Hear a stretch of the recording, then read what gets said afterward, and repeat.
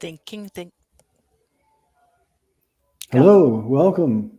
You have reached Access Astrology, and we are three astrologers who like to share what we see in the skies and on the earth and in the people around us. And so here we are. I'm Mark Waltz. I'm speaking to you from New York City. Anne Ortley is normally with us, but she's in Scotland at the moment. And Heather Owen Robbins is here from Montana. Yes, I'm back in Montana where we had the first snow last night up on the mountains. So it's gone a bit nippy here. Wow.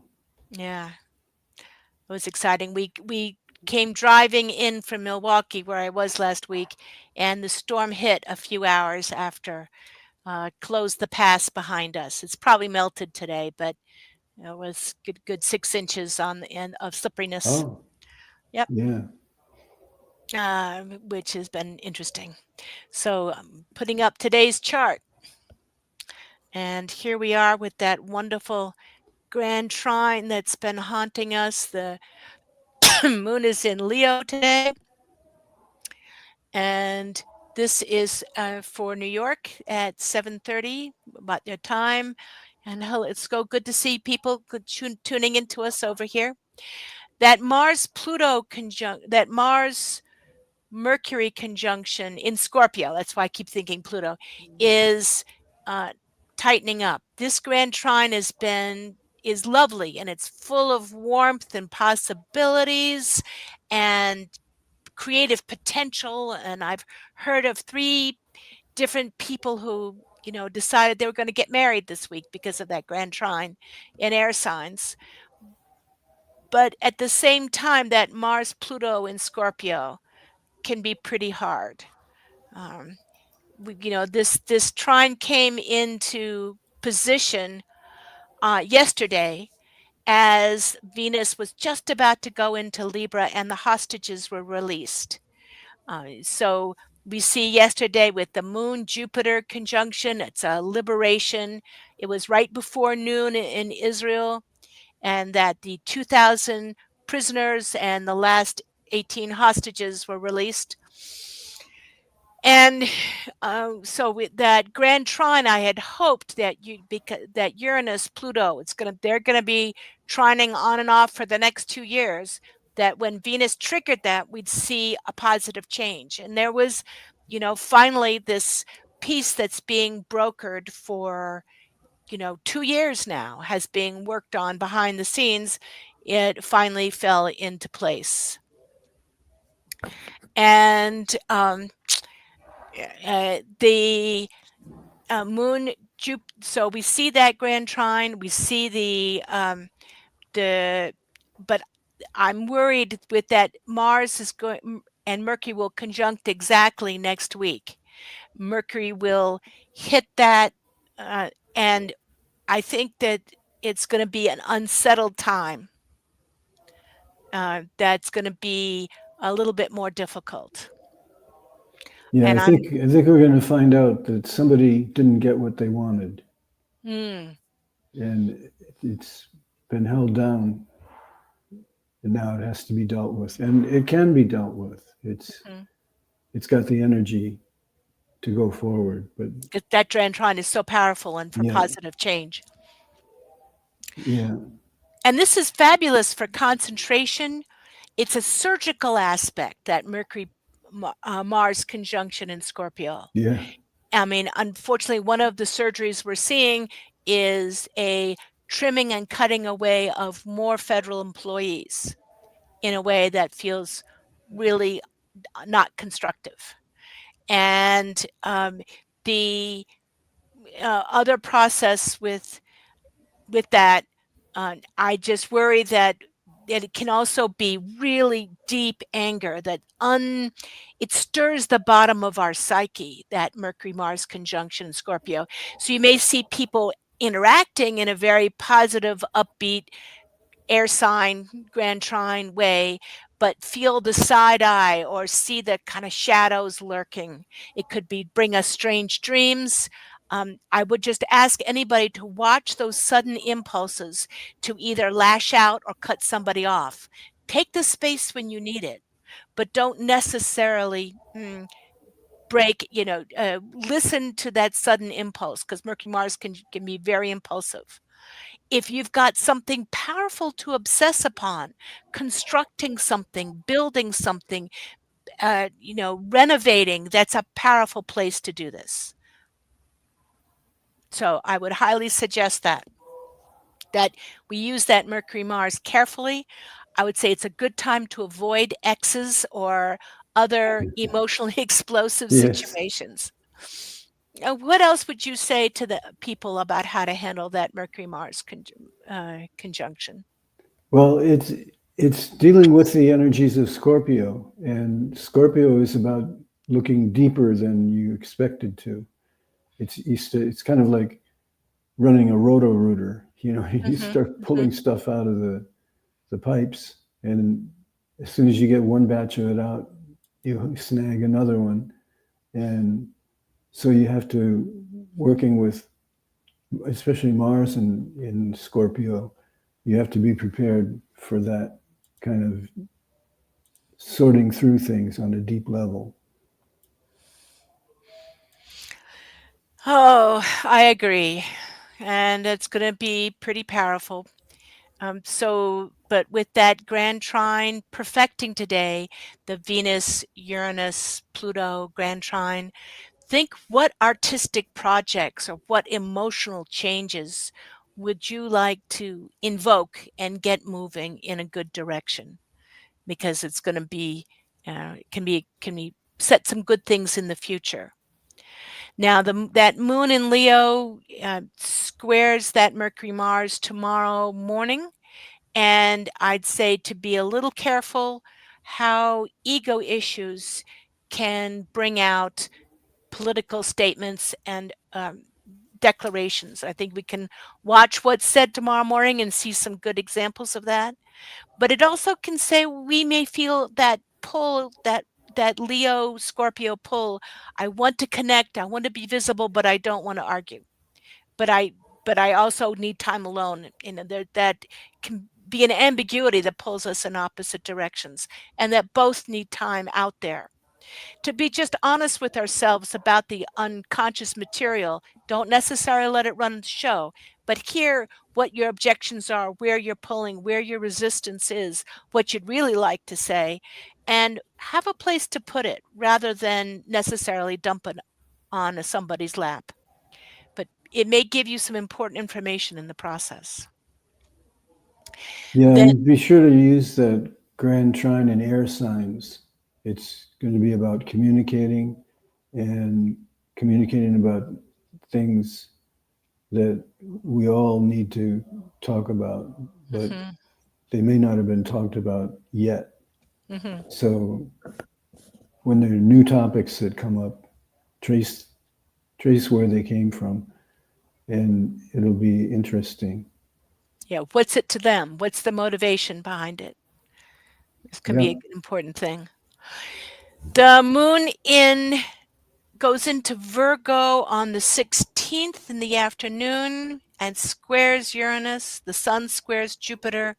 I think there's going to be, it's time to get down to some nuts and bolts. We're looking forward to the No Kings rally on Saturday as Venus opposes Ceres. And there's some good aspects that day as the Virgo moon sextiles Mars and Jupiter.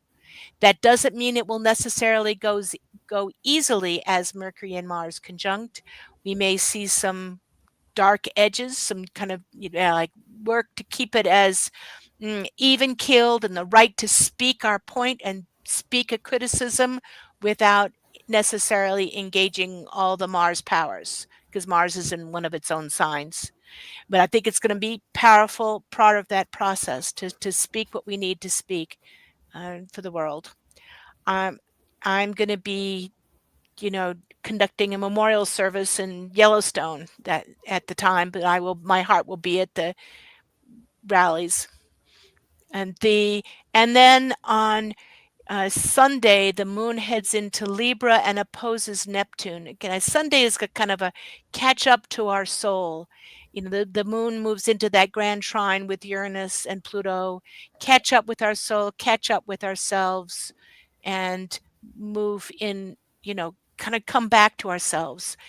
That Mercury Mars conjunction perfects next Monday, and I think we see some ease after that, but I'd say really play it mm, safe, constructive, powerful, and empowering statements. But I would say, speak your truth, but make sure there are witnesses anywhere during that during this lineup. Oh, Good. and we have several charts to work with today. And I want to start off with one who we don't have a birth time for her, but it's one of our people's mother who a has some real health challenges, has been in a lot of physical pain for years. In 1937, she's getting on in years, and she's like, am I leaving anytime soon? Am I dying? And we don't have a time, so that's a little harder to predict. She's been through her, and I'm going to say for people, when there are layers that we can't get to without the time and place, but we can talk about the aspects to the planets. Something like dying rarely happens on schedule. It we need to really work with that we have to work with where they are with it. And we often see a process begin under a Pluto transit, but it could take days, weeks, or months, or even years to live out after the process begins.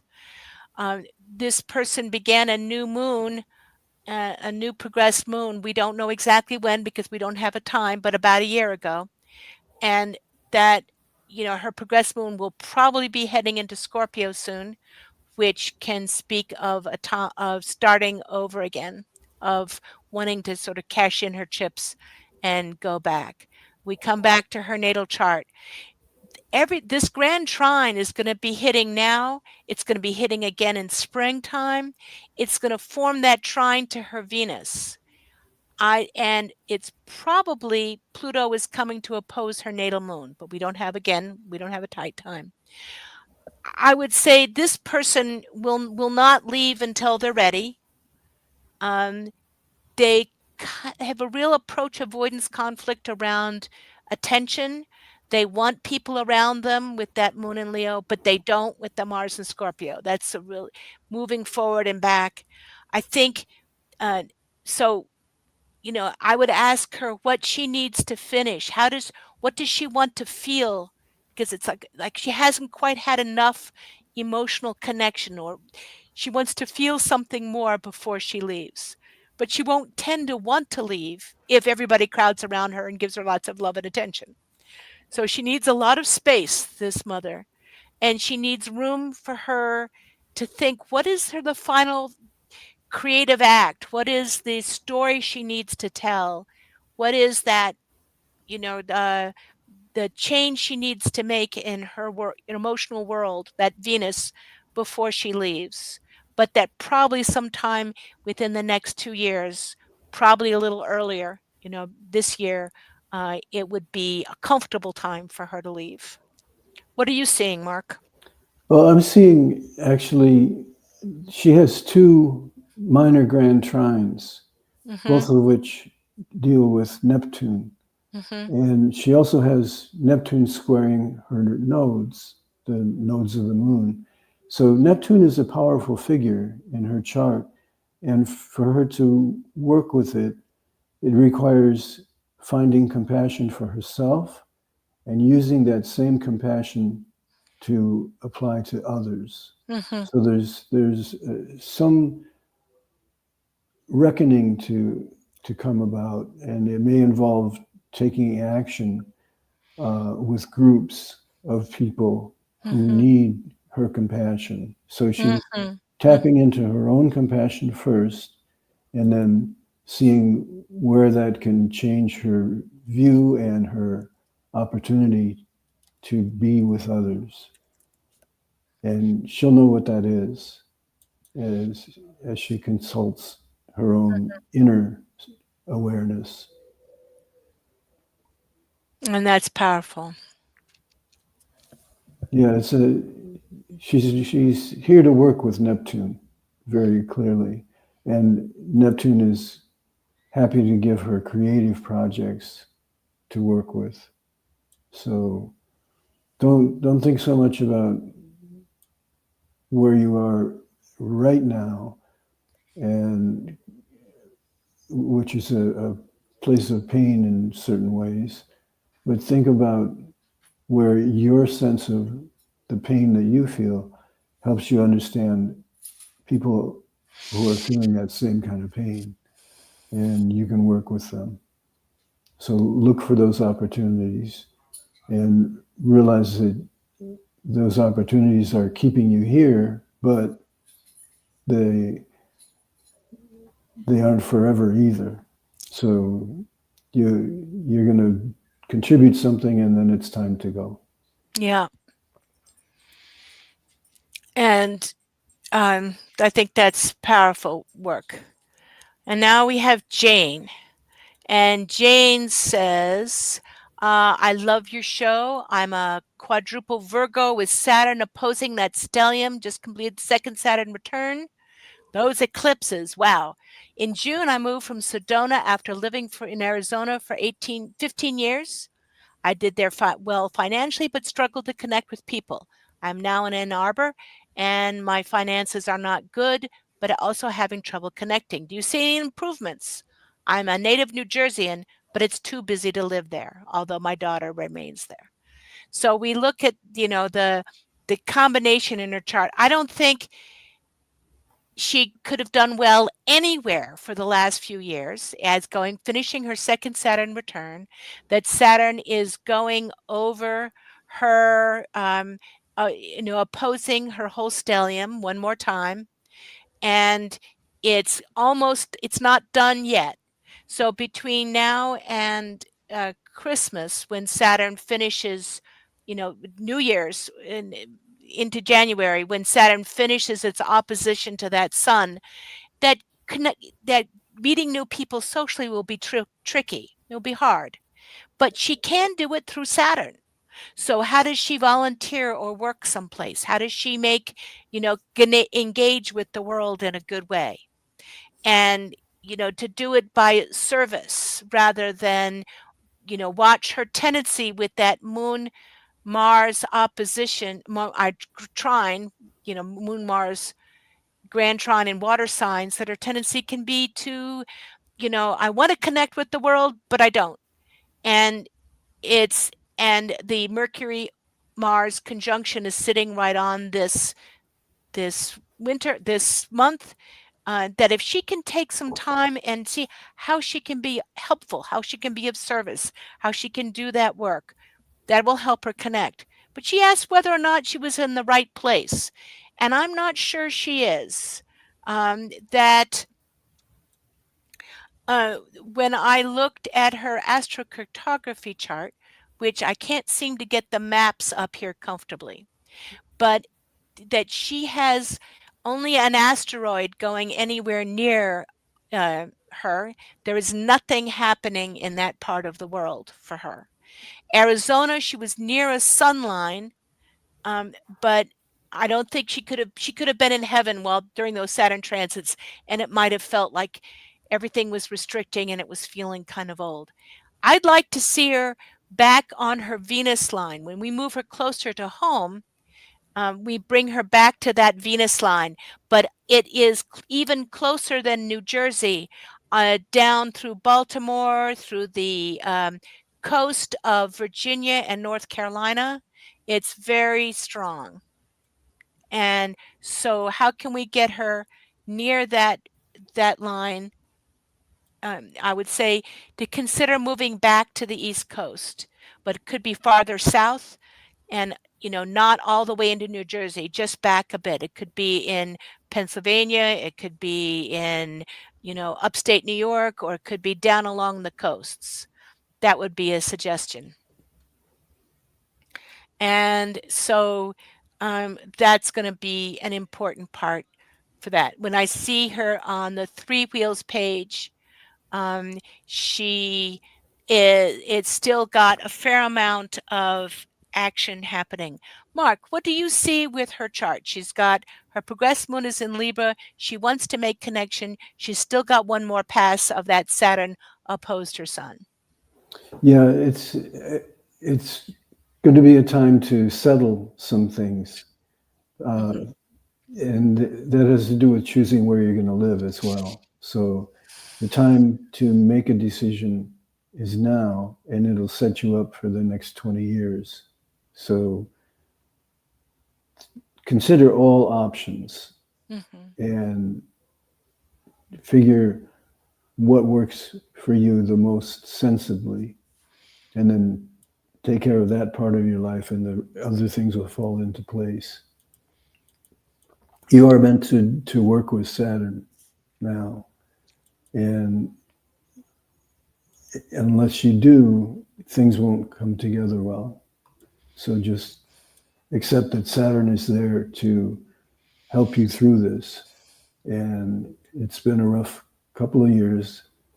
Now it's going to culminate, and whatever the decision is that you're making, make it the most reasonable one, and you'll feel much better. That looks really a powerful piece, and I agree, and I'm hoping, I sincerely think that it might be helpful to move, because when you're in a part of the world where no major planet hits one of the cardinal points by relocation, if you like, you it's hard to engage. The if you I'd always describe it, if you have two bricks and you put two bricks on top of each other, you'll have two bricks. If no one's going to add an extra brick, no one's going to pull it away, but there's nothing that grabs you and connects you. Planets near the cardinal points, which show up as astrocartography lines, engage us. And they may engage us in a difficult way, but they grab us and they connect with us. So I'd love to see her near one of the lines that works. And um, that, I think that's an important part of the process. Now, somebody asked us if uh, we put in the question, do I think that No King's Day protest will be peaceful this weekend? Love, peace, and tranquility. I think that's the grand trine. I Mhm. think the intention will be peaceful. The marchers will be peaceful, but will the watchers be peaceful? That Mars Mercury conjunction is intense, and not everybody will have good intentions. So I think it will be peaceful. I think it is the perfect time to make it, to speak up, to be visible, but to really make sure that there is always a witness, that you film anything that happens, that you don't take the bait if you're baited. Mark, what would you say for that? Yeah, I think that's all very good advice. Uh, the Mercury Mars, they really help us to communicate what we need to in the strongest way, but it can be too much, and there can be a power struggle over what is said and what is not said. Hmm. So stay within what's working around you. Go for the positive. If there are people around you and some of them seem to have a dark cloud over them, go somewhere else. Don't hang out Mm, under dark clouds. wonderful. Now, yeah, don't hang out on dark clouds. We have a question from Suzanne, who says she's been hiding her light but studying metaphysics, developing her psychic mediumship skills, and is a continuous learner of astrology. Always happy to have the what we call the people who love astrology here. What is her most promising direction, and will she have to move anytime soon? So let's first look at her promising directions.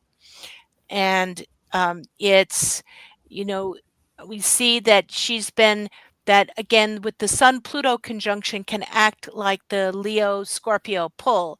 I want to be seen, but I don't, but I do, but I don't. What I'd say, because it's the sun is pulling away from that Pluto. In other words, it's in a separating aspect. It was more intense a few years before she was born, that she walked into a family which had some real ambiguities about being visible, about how safe it was to be seen, that she might have memories from another lifetime about how scary it was to be seen. And so, really learning to not hide her light, but to speak forward. She's been through Pluto opposed her Mars. Her Mars is still being spoken to by the, so, the Saturn and Neptune are going to retrograde back to trine her Mars this year. How does she begin to, with, as a born on the full moon, Leo, moon in Aquarius, that working with groups or teaching groups or leading groups is going to be an important part of how she can be visible, and but not make it all about her. That Virgo lineup here wants to be visible and be helpful, and that, that consider teaching classes in her mediumships or doing small services and coming out with this process. In the springtime might be a good time to kind of take it to the next level, as Saturn and Neptune oppose her natal Saturn, and say, we want you to be more visible for this. We want you, it's, you do your life's work. When we look at she's in a progressed lunar new moon. It'll be a new moon in Scorpio in about 7 months. So November, December, January, February, March, April, May. Around May, she starts a new 30-year cycle, just as that Saturn and Neptune will be coming to talk to her Saturn and say, you're here to do the work. So I don't necessarily seeing her have to move anytime soon, but it, she could, but there's nothing that demands that she do so. But it does look to me like she is getting ready to be visible for her work. What do you see, Mark? Well, it's really a fascinating chart. You have a T square, a mystic rectangle, and two yods all Mm, in there. So the way you live your life, there's always something cooking and boiling over mm-hmm, from a pot. So mm-hmm. you're running from one room to the next, taking care of something that is getting out of hand, and you're always able to handle it, but it's constantly checking on things, and that's that for you is a good way to run things. What you want to do is remember the energy that you have wants to create something. That mystic rectangle is asking you to pull something together out of the chaos. So use the chaos, let it stir things up, and then see what you can do to make something out of it. That sounds beautiful. And good luck with that. So we're going to come back to today. We're ready to close up. Mark, can you lead us in a thought on how to use that grand trine and to open doors for us within? Yeah, let's think for a moment. Put your hands up. There they are. And then interlace your fingers like this. Squeeze the fingertips into the hands and then try to pull them apart. So you're squeezing and pulling apart at the same time. And you will find that you can't actually pull your hands apart. And it's because they're all like individuals interlocking and forming a protective configuration that you can't pull apart. And that's what's going to happen with the Mercury Mars conjunction next Monday. So think as you go into it, how can you join with others and make a strong presence? Good. That's beautiful. Thank you, Mark. Okay. So I hope everyone has a powerful and peaceful weekend and no King's Day. And we hope Anne is having a wonderful time in Scotland. Yep. And this is Heather. She's several hours way ahead of us. She's asleep right now. This is Heather Rowan Robbins saying goodbye from Montana. And And Mark Woltz from New York City. wonderful. Send us questions to my email address. You can use at hrowanrobbins@gmail or starcodes/heartcodes at gmail.com and send it on to me. We'll get you up here. Thank you all. Okay. Take Thank care. you. See you soon.